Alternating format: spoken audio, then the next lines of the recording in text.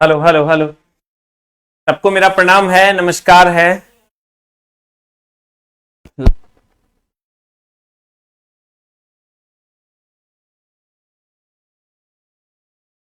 सबको मेरा प्रणाम है सर, नमस्कार है। जैसा कि हमने प्रॉमिस किया था कि आज का क्लास में लूंगा, आपके लिए उपस्थित हूं सर। लेकिन बहुत जद्दोजहद करके आए हैं, बड़ा मामला गड़बड़ था घर पे, लेकिन फिर भी आपकी सेवा में है। आज तो मैं यूट्यूब पे भी क्लास नहीं ले पाया। तो सर आइए हम लोग अपना टाइम ना गंवाते हुए सीधा टॉपिक पे आते हैं। डोबेरिनर ने क्या कहा सर? डोबेरिनर का जो मामला था, डोबेरिनर ने क्या कहा था सर? हमने पिछली क्लास में आपको पढ़ाया था कि डोबेरिनर ने तिर्यक नियम दिया। डोबेरिनर ने कौन सा नियम दिया सर? डोबेरिनर ने तिर्यक नियम दिया 1829 ईस्वी में। उसके बाद हमने कहा न्यूलैंड ने 1863 ईस्वी में ऑक्टेव रूल दिया या अष्टक नियम दिया। उसके बाद मेंडलीव साहब आए 1869 में, ये परमाणु संख्या के आधार पर इन्होंने सजाया, परमाणु भार के आधार पर इन्होंने सजाया। और उसके बाद मोस्ले साहब आए 1913 में, इन्होंने परमाणु संख्या के आधार पर सजाया। तो फाइनली जो सजा वो इनके आधार पर सजा सर। फाइनली जो सजा वो इन्होंने जो सजाया इसी के आधार पर सजा। इसके आधार पर दैट्स द मोस्ले। अभी जो हम लोगों के सामने पीरियोडिक टेबल है वो किसका है? दैट इज मोस्ले का है। अब गौर फरमाइएगा जनाब। डोबेरिनर ने त्रियक नियम दिया। कहा इन्होंने कि पहले और तीसरे तत्व का जो परमाणु भार होगा उसका जो औसत होगा, पहले और तीसरे तत्व का जो परमाणु भार का औसत होगा वो दूसरे के बराबर होगा।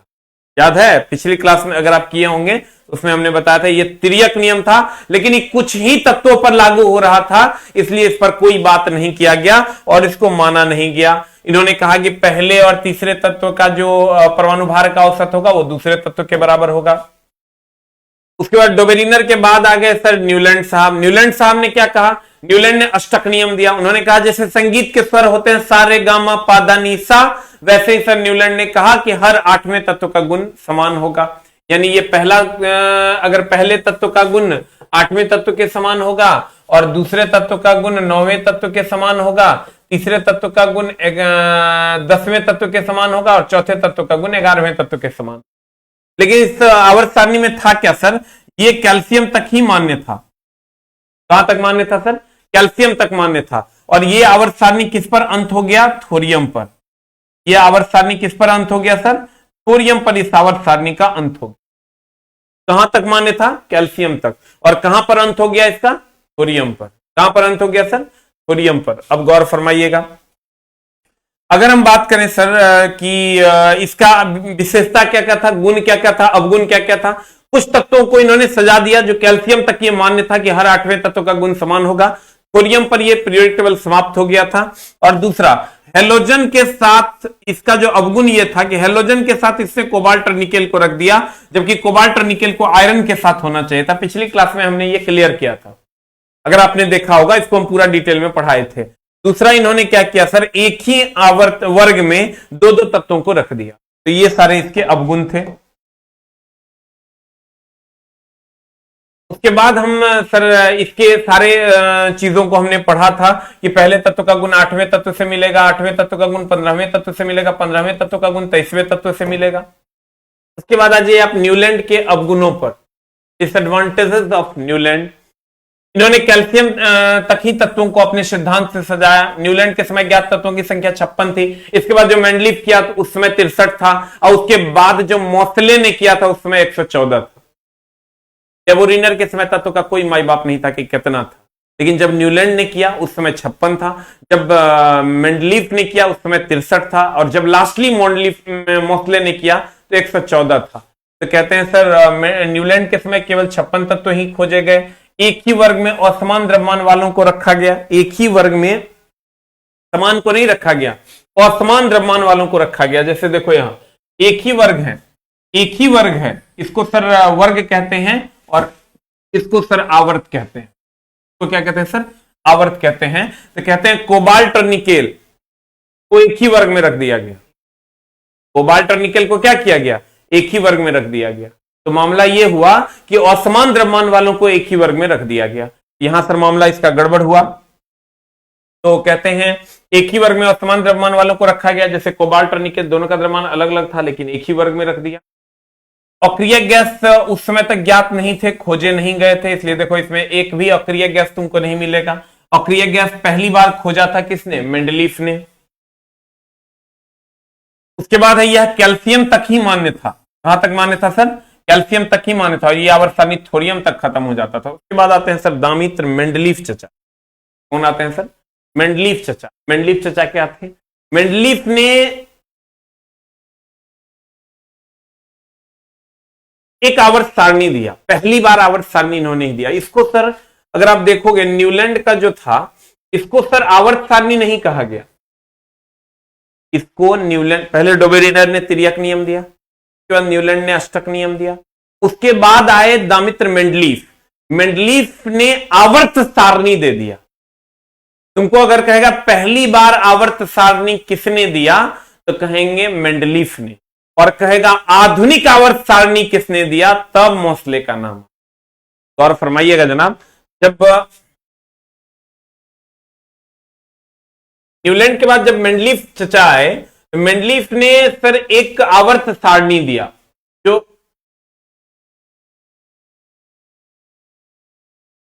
मेंडलीफ ने एक आवर्त सारणी दिया, ये वाला ना। अब इसमें प्रॉब्लम क्या था सर, कि मेंडलीफ ने जो आवर्त सारणी दिया, इसमें इन्होंने परमाणु भार के आधार पर सजा दिया। देखो डोबेरिनर क्या कहता था, उसने तिर्यक नियम दिया। तिर्यक नियम में उन्होंने क्या किया कि पहले और तीसरे तत्व का जो योग होगा वो दूसरे तत्व के बराबर हो। उसके बाद न्यूलैंड ने अष्टक नियम दिया कि हर आठवें तत्व का गुण समान हो। उसके बाद आए मेंडलीफ। मेंडलीफ ने क्या किया, परमाणु भार के आधार पर तत्वों को सजा दिया। के आधार पर सर?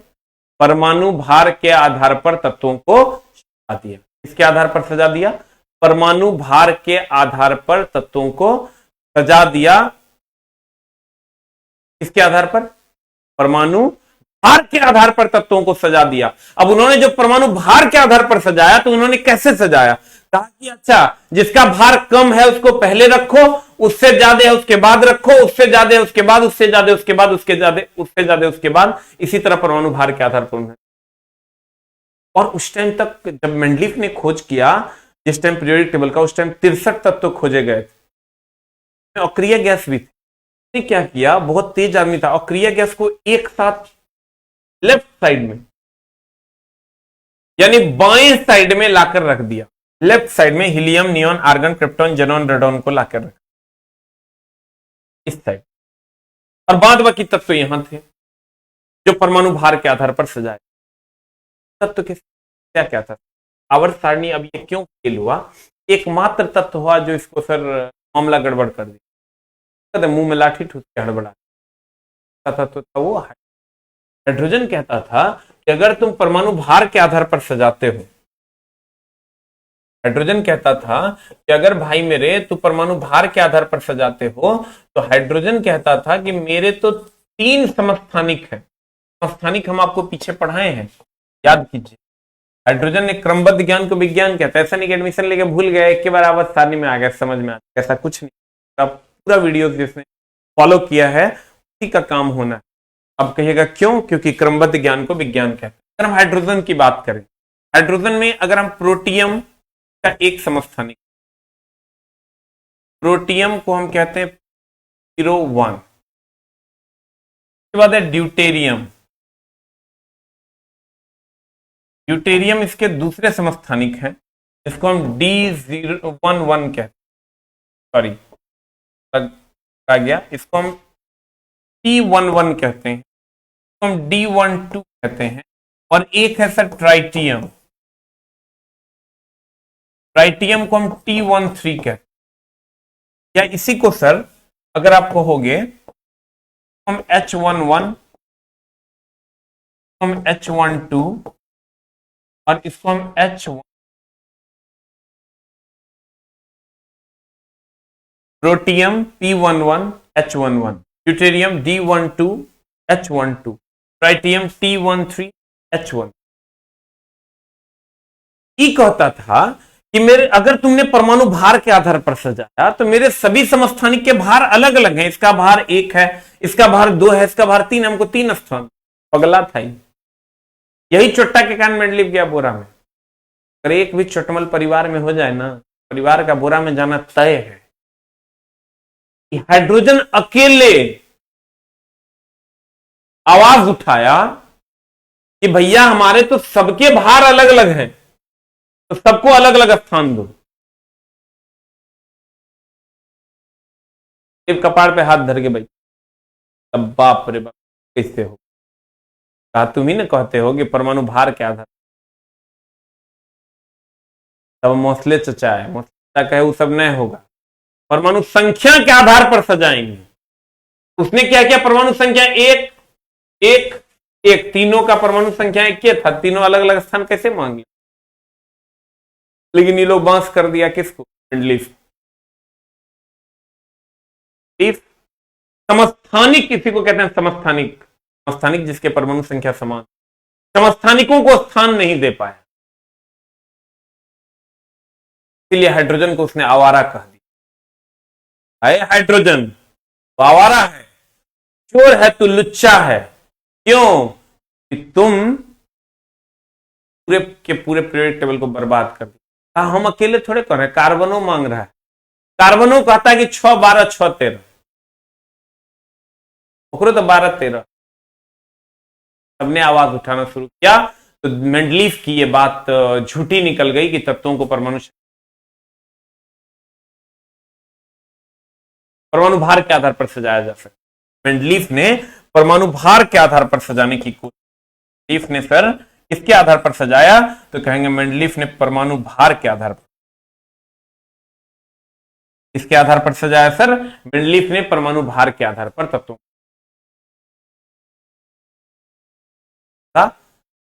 या नहीं गया। क्यों, क्योंकि समस्थानिकों ने कहा कि मेरे भार अलग अलग हैं, हमको अलग अलग। अब गौर फरमाइए, दामित्र मेंडलीफ ने 8 फरवरी 1834 को जन्मे थे। की नाम है देखिए रहा है, गवर्नमेंट रसिया एम्पायर में। 2 फरवरी 1907 को 72 साल की उम्र पर सिधार गए। इसकी खोज दामित्र मेंडलीफ ने 1869 में की, ईस्वी में की 1869 में, और ये 1800, ध्यान देना, मेंडलीफ ने जो खोज किया, मेंडलीफ ने परमाणु भार के आधार पर सजाया। मेंडलीफ ने परमाणु भार के आधार पर सजाया।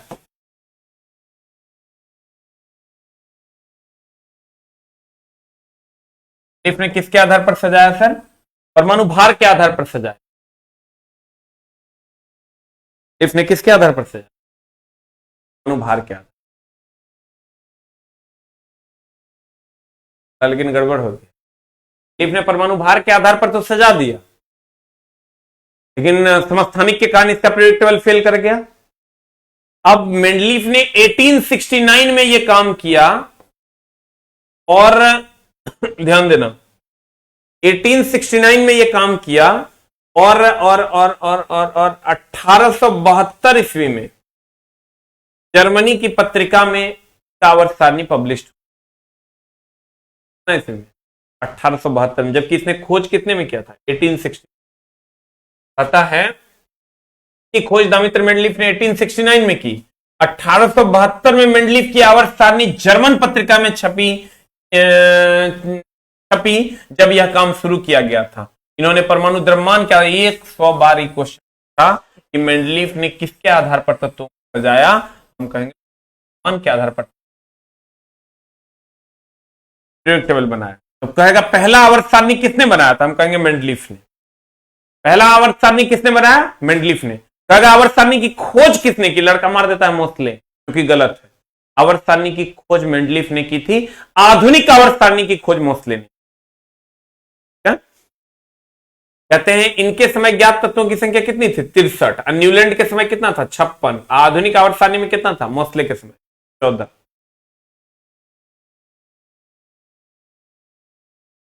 देखिए इसके समय ज्ञात तत्वों की संख्या पता नहीं था, इसके समय ज्ञात तत्वों की संख्या 56, इसके समय ज्ञात तत्वों की संख्या 63, इसके समय ज्ञात तत्वों की संख्या 61। ठीक है, इसके समय ज्ञात तत्वों की संख्या 56, 63, 114।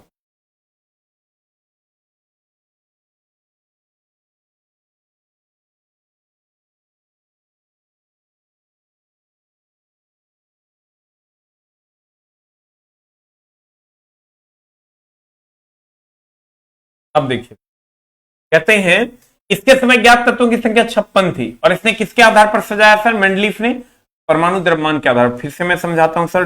डेबोरिनर ने पहला पीरियोडिक टेबल दिया, 1829 में। दिया था डोबेरिनर ने पहला पीरियोडिक टेबल 1829 में दिया। कभी कभी नहीं हो पूछता है, लेकिन तत्वों की संख्या जरूर पूछता है। डेबोरिनर ऑर्डर ये था, डेबोरिनर, तब था न्यूलैंड, तब था मेंडलीफ और तब थे मोस्टली। अगर हम डोबेरिनर की बात करें तो ये तिर्यक नियम दिया। न्यूलैंड ने क्या किया सर? 56 तत्व थे और इसे अष्टक नियम पर सजा दिया। मेंडलीफ ने क्या किया सर? परमाणु भार के आधार पर सजा दिया। और मोस्टले ने परमाणु संख्या के आधार पर। अब देखिए सर, तो कहेगा कि बताओ मेंडलीफ ने क्या किया? तो कहेंगे परमाणु भार के आधार पर तत्वों को सजा दिया। अब देखिए, इनके समय ज्ञात तत्वों की संख्या 56 थी। इन्होंने काम शुरू किया था तब उन्होंने परमाणु द्रव्यमान तथा तत्व के भौतिक एवं रासायनिक गुणों में संबंध स्थापित किया। किसमें सर? परमाणु द्रव्यमान। और यही अगर मोस्टले हो जाएगा तो परमाणु संख्या के आधार पर तत्वों के भौतिक और रासायनिक गुणों को संबंधित किया। ठीक है। कहता है इन्होंने आवर्त और वर्ग के बारे में बताया। इनके अनुसार आवर्त क्षैतिज कतार। अब देखो, हम बोले पहली बार पीरियोडिक टेबल के बारे में इन्होंने ही बताया, तो इन्होंने कहा ये जो क्षैतिज कतार है ये आवर्त है, ये जो उदग्र कतार है ये वर्ग है। ये जो क्षैतिज कतार है ये आवर्त है और ये जो उदग्र कतार है ये, ठीक है। अब देखो,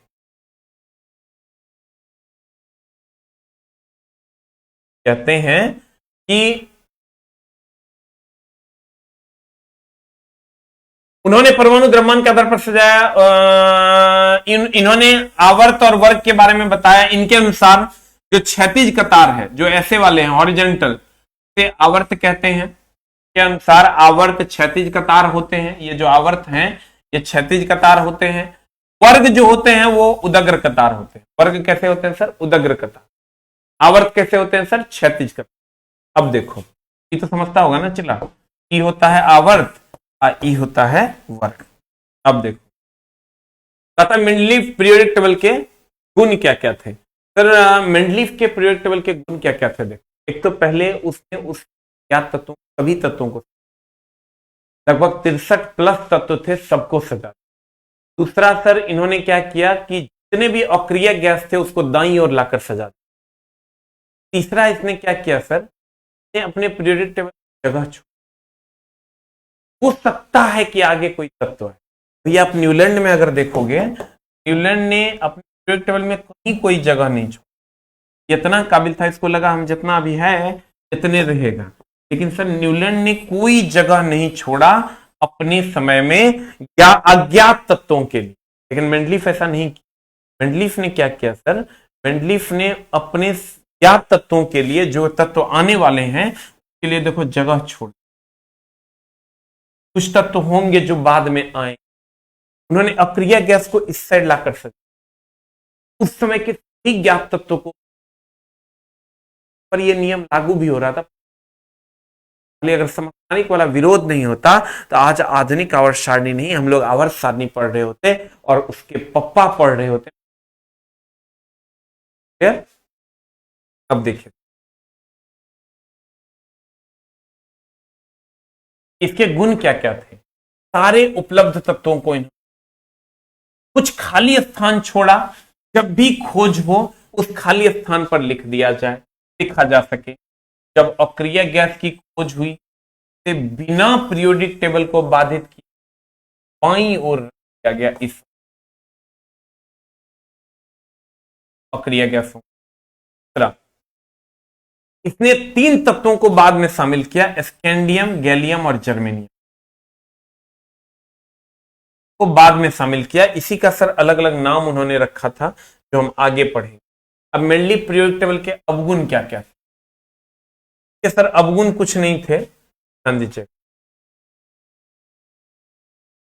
जैसे इनके अवगुण क्या क्या थे सर? इनके अवगुण ये थे कि इन्होंने फिर पहले डोबेरिनर ने त्रियक नियम, न्यूलैंड ने अष्टक नियम, तत्व का गुण 8वें तत्व के बाद आए मेंडलीव चचा। मेंडलीव चचा ने कहा परमाणु भी तत्व परमाणु भार के आधार पर सजे। उसके बाद उन्होंने कहा कि कुछ खाली स्थान छोड़ दो, कुछ तत्व आ भी सकते। उसके बाद उन्होंने अक्रिय गैस की खोज की और उसे लेफ्ट साइड में रखा।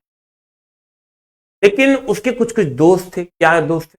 समस्थानिकों को स्थान, कार्बन 612 है, कार्बन 614 है, ये दोनों स्थानिक है।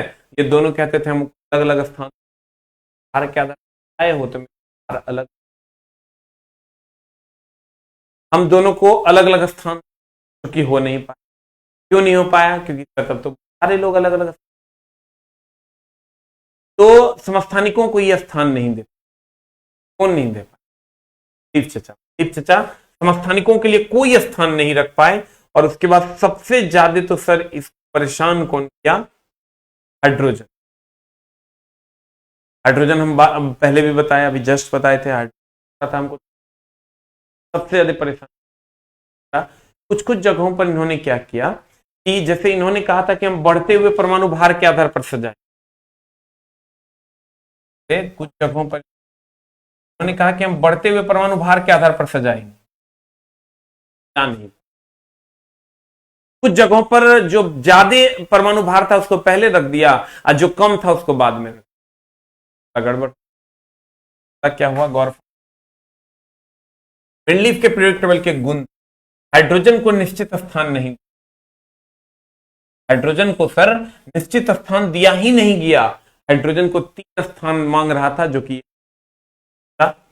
समस्थानिक को भार का भार अलग अलग होता है, जो अलग स्थानिक के भार अलग होते हैं, जो अलग स्थानिक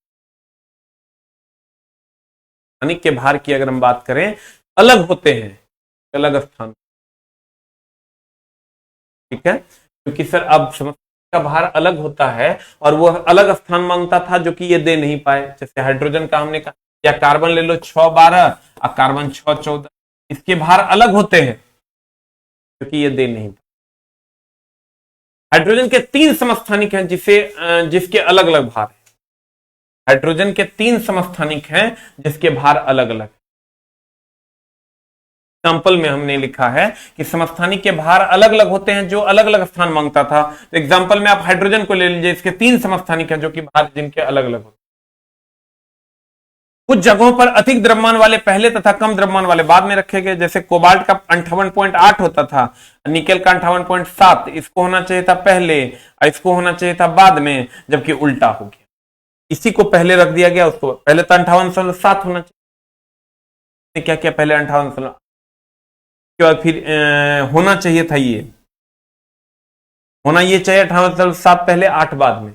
यहां लेकिन इसने 8 को पहले रखा और 7 को बाद रखा, यानी अलग अलग द्रव्यमान में जो भारी था उसको पहले रखा और हल्के वाले को बाद में कर। अवगुण ये इसके क्या थे सर? अवगुण। एक मिनट सर, बैटरी थोड़ा सा बदल।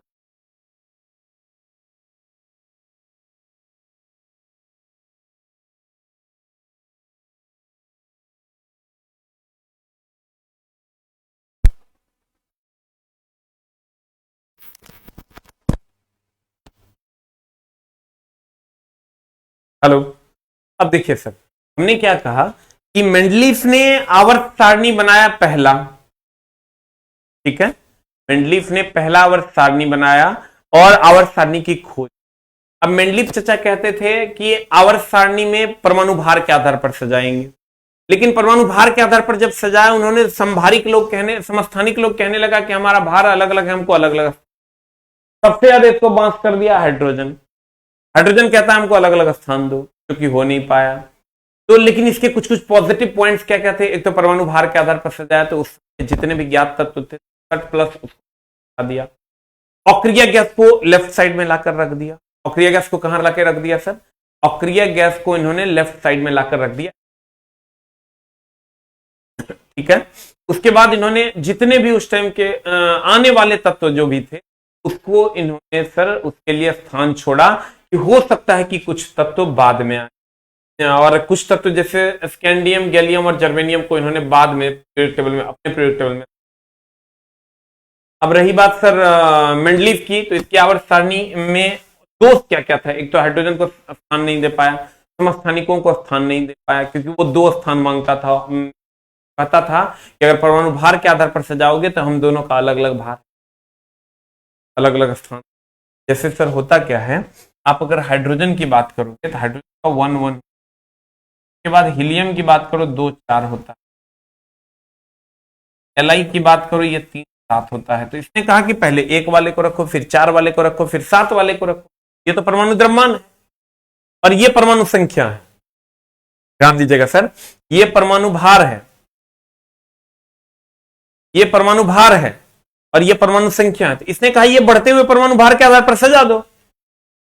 अब जैसे ही यहां कार्बन के पास आया, कार्बन या हाइड्रोजन के पास गया, तो हाइड्रोजन कहता है कि अगर भार के आधार पर सजाओगे, हमारे 3 समस्थानिक है, deuterium, protium, tritium, protium, deuterium और ट्राइटियम, हमको 3 को स्थान दो। यहीं पर उसका आवर्त सारणी फेल, किसका? मेंडलीव का। तो मेंडलीव सर यहां पर क्या हो गया? टोटली फेल हो गया। उसके बाद सर ध्यान दीजिएगा,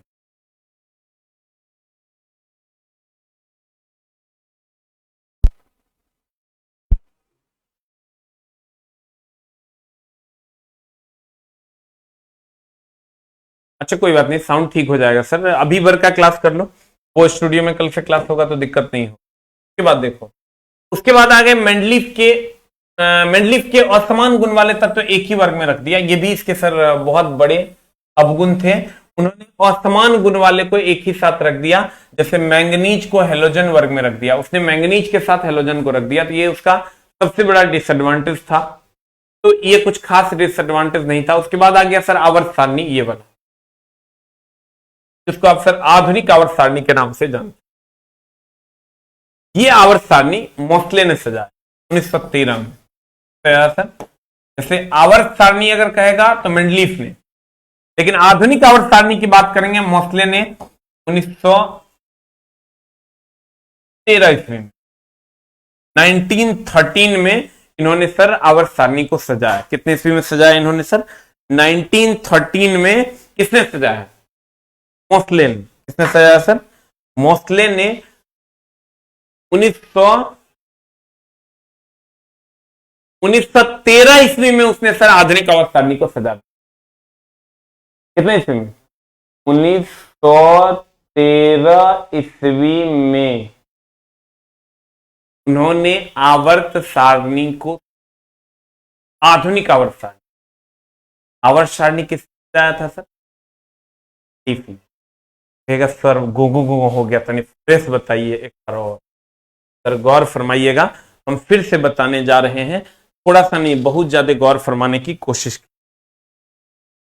आपके पास सर किताब होगा तो ध्यान दीजिए। ने कहा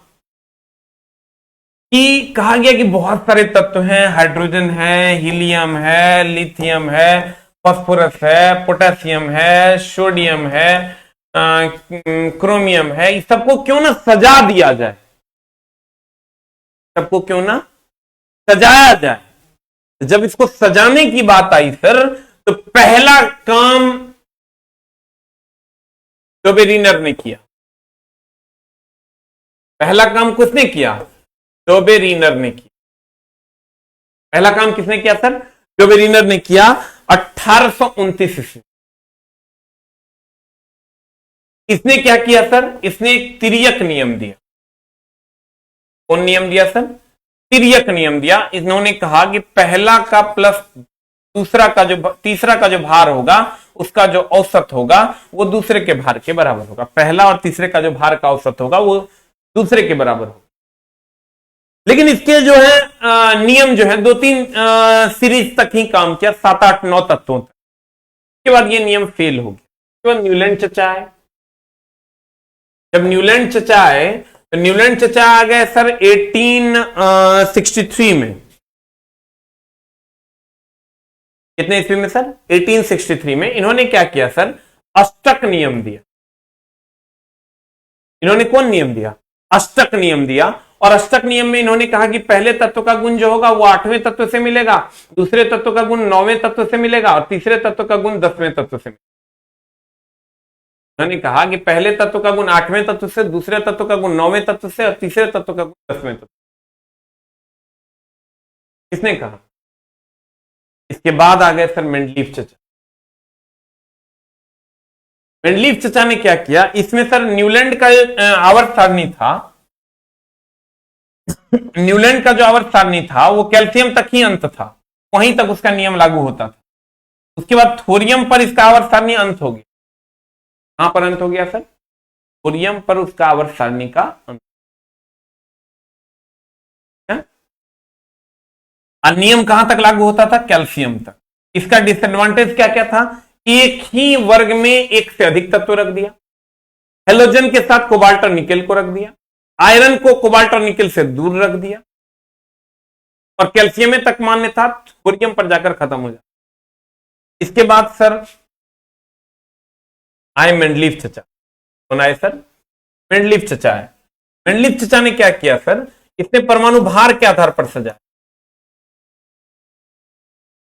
परमाणु भार के आधार पर जब इन्होंने सजाया तो लगता है क्वेश्चन 25 बार पूछा है कि मेंडलीव ने किस आधार पर सजाया, और आधुनिक आवर्त सारणी का गठन किया 1869 कितना ईस्वी में सर?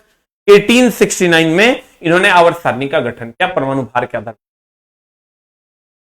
सर इसके प्रॉब्लम क्या क्या था?